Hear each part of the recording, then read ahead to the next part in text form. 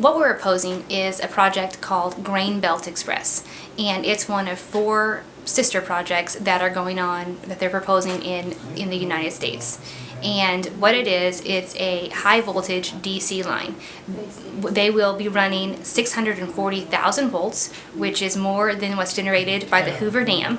The Grain Belt Express project is a direct current line that will move 3,500 megawatts of wind energy from Kansas with delivery into Missouri, and also a delivery point into states farther east.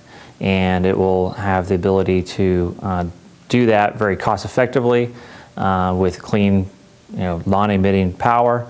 The line itself will be 600 kilovolt overhead DC line, and at least 500 megawatts of that power will be delivered into Missouri, available to customers at a very cost-effective rate. In fact, one that can actually put downward pressure on wholesale electricity costs, lowering everybody's utility bill.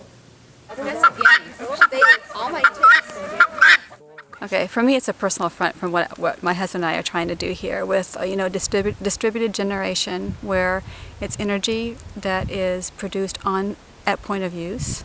And so with our home, since we use passive solar and we have used energy conservation methods, we find that a long haul transmission line is just not inefficient, that it destroys land for miles and miles and miles that can be easily generated right where the need is, rather than trying to ship energy from Kansas clear to the East Coast. That just seems very, very suspect.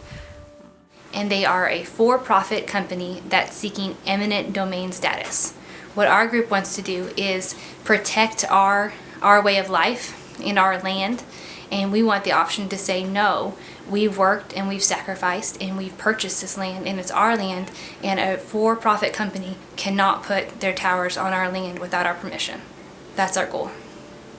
Concerns about siting of the line are ones that we take seriously. So we start from the early stages of development to find a route that has those least amount of impacts, and then we are in the process of negotiating with landowners on an easement agreement that has compensation, unlike what has ever been paid for in transmission lines.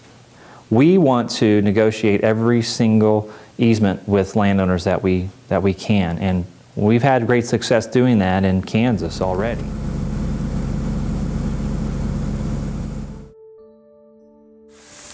Well, right here is where they're proposing the line from up there down all the way through here. They're going to take out all these woods.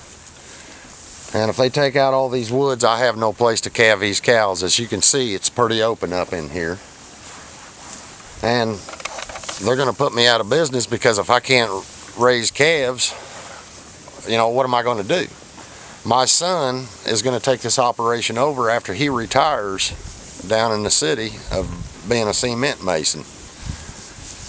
There won't be nothing here to give him.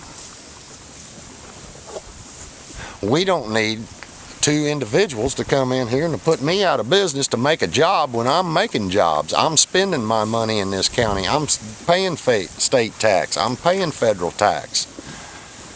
I don't see the point. They're up there talking at Washington, they're going to make jobs. Well, the people that I have to deal business with, they're going to put them out of business, because I'm not going to be able to stay in business. So if I don't make any money, I can't afford to pay anybody.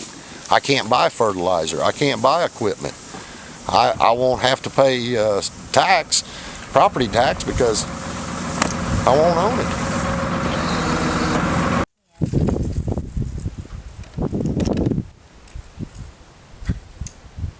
This is my farm, and this is a century farm.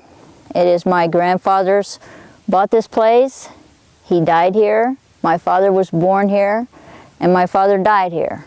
I was given this farm, and this farm is a part of me and my family's life.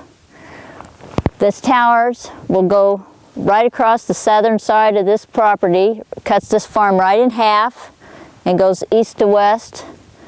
That farm over there was my Aunt Jenny's place. That's another century farm that it cuts into. And this will ruin my farm for my grandchildren, for me, and my family. And we don't want that happening to us. So we completely understand the value of the agricultural community, and we are respectful of that, and we want to do whatever we can to minimize our impacts on that. And keeping in mind, at the same time, we all rely on cheap, reliable energy. We all rely on the grid and the infrastructure of this country. So as you take a big picture approach and view of this, we need to modernize our grid, get it up to date, make it reliable, and provide cheap energy for everybody. And that's what we're trying to do here. We don't come home to our land. We live on our land, we work on our land, we grow our food from our land, we dine on our land, we exercise on our land. This is incredibly important to us. And you see these little baby calves out here running on this green grass, and you see the little deer fawns, and you see the young turkeys and all the wildlife. They're going to hurt my wildlife too. I'm not going to have any wildlife. My kids won't even know what hunting or fishing or anything else is because of this deal. What kind of a green energy we got going?